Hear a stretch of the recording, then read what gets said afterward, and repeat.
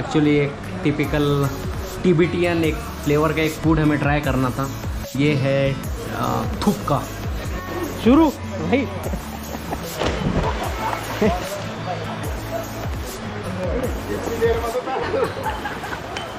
भाई साहब good morning and welcome back to my channel. Hope all of you are doing extremely good. तो भाई साहब समय हुआ है सुबह के 9। मेरे हॉस्टल से मैं अभी निकला हूँ और जा रहा हूँ मेन सिटी सेंटर। इसी के आसपास और एक टाउन है करीबन 2 किलोमीटर और अप साइड में धर्मकोट नाम का, तो शायद हो सकता है कि मैं वहीं पे जाऊँ। सुबह सुबह मैं निकल गया और आज मेरा कोई प्लान नहीं है कि मैं वापस अपने रूम पे जाऊंगा। शायद मुझे नहीं लगता कि मैं वापस जाऊंगा, आज दिन भर बाहर ही रहूँगा। और मैं अभी फ़िलहाल पहुंच चुका हूँ जो छोटा टाउन है बोंगशू टाउन। तो कुछ यूँ है सुबह का नज़ारा इस टाउन का। ऑटोज़ जो है वो 70 रुपीज़ लेते हैं मैक्लोडगंज में ड्रॉप करने के लिए। वही अगर इन टैक्सीज़ के साथ आप जाओगे तो टैक्सीज़ 100 से 150 रुपये आपसे लेगी। जिस धर्मकोट टाउन की मैं बात कर रहा था, ये अपर साइड इस साइड मुझे जाना है और मैक्लोडगंज नीचे के साइड में है। चाय वगैरह मैं पी लूँ सबसे पहले, तो फिर देखते हैं क्या कर सकता हूँ। क्या है नाश्ते में? आलू पराठा है, मैगी है, ब्रेड ऑमलेट है, बटर टोस्ट है। आलू पराठा क्या रेट है? 30 का। मैदा है आटा है ये? तो वाइट क्यों है? मील काटता वाइट का आलू पराठा और एक चाय है ना।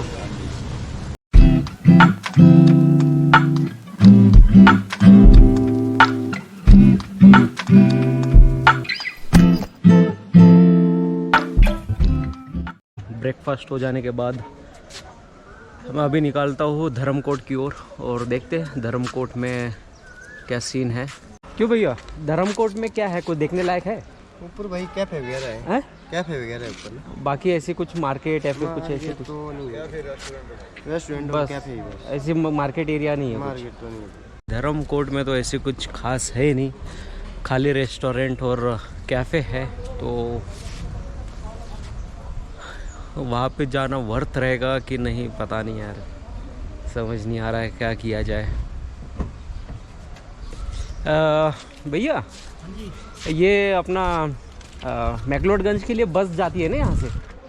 उसका समय कितने बजे का है? बस का? हाँ बस का अभी जाएगी 10 बजे। 10 बजे आती है? 10:15 चल जाएगी। 10:15 तक। अच्छा, अभी कितना समय हुआ है? अरे यार वो समय है अभी तो। धर्मकोट में कुछ है नहीं ऐसी खास, है ना देखने लायक? टैक्सी जी, टैक्सी धर्मशाला की थी। धर्मशाला आज नहीं कल? क्यों भैया, धर्मकोट में कुछ ऐसी खास है नहीं क्या? देखने लायक कुछ नहीं है खास?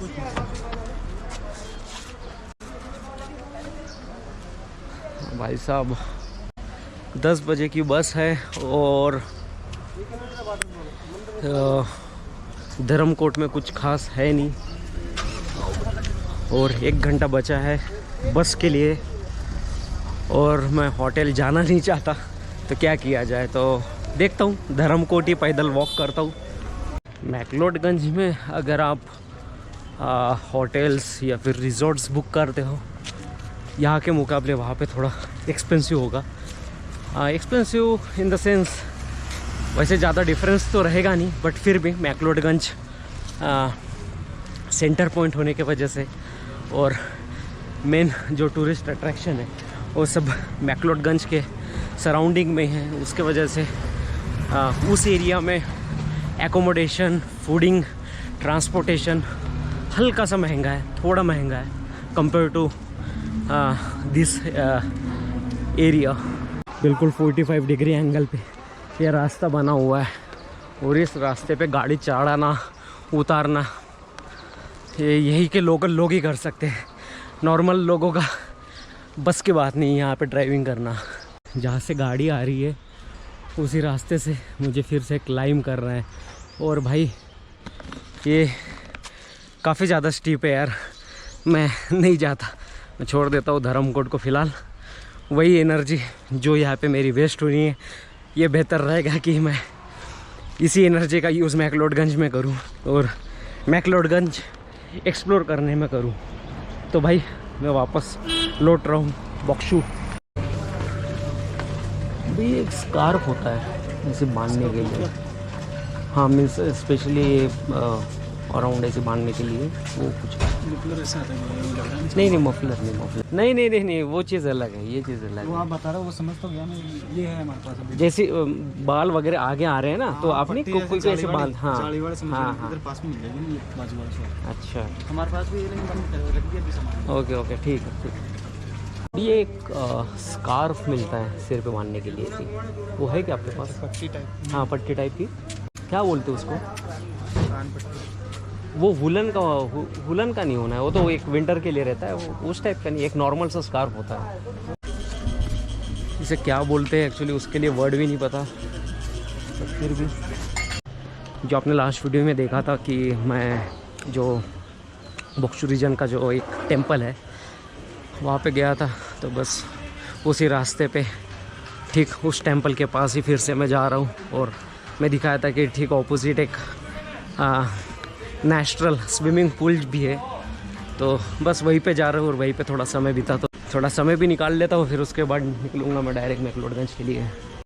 तो भाई साहब ये आ गए हम स्विमिंग पूल के तरफ। मैं चाहूँ तो मैं भी यहाँ पे नहा सकता हूँ, बट दिक्कत ये है कि मैं इतना एक्सपर्ट हूँ नहीं स्विमिंग में, तो मैं रिस्क नहीं लेना चाहता। ये जो पानी जो आ रहा है ये माउंटेन से कंटिन्यू 24/7 पानी फ्लो होता है और धीरे धीरे पानी आउटलेट होता है, यानी वाटर जो है वो बिल्कुल भी स्टैगनेंट वाटर नहीं है, कंटिन्यू फ्लोइंग वाटर है इस स्विमिंग पूल का।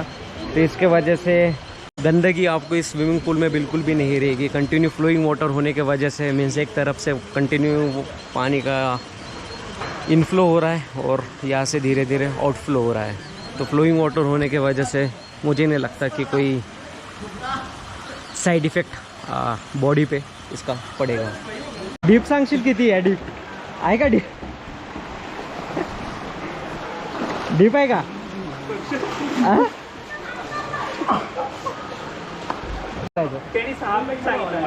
इथे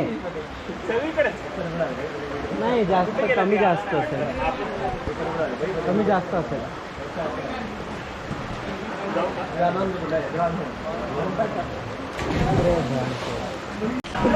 जो जोश जोश में कपड़े तो उतार दिए पर हिम्मत नहीं हो रही है। एक साथ पूर्ण अंदर बुडून बाहेर निघ म्हणजे होऊन जाते, नॉर्मल होऊन जाते। नाही तर थोडं एकदा असं पाण्यात लेटून राहा म्हणजे बॉडी ॲडजस्ट होऊन जाईल ना पाण्याला। मग ये देखो ये कैसे मार रहा है, कुठलं पाणी माहित नाही शुरू भाई। डीप है क्या काफी? नहीं इतना यानी नीचे पैर टच हो जाता है? होता है। ठीक है। तो भाई साहब फाइनली स्विमिंग पूल पे, स्विमिंग तो नहीं बोलूँगा, नहाने के बाद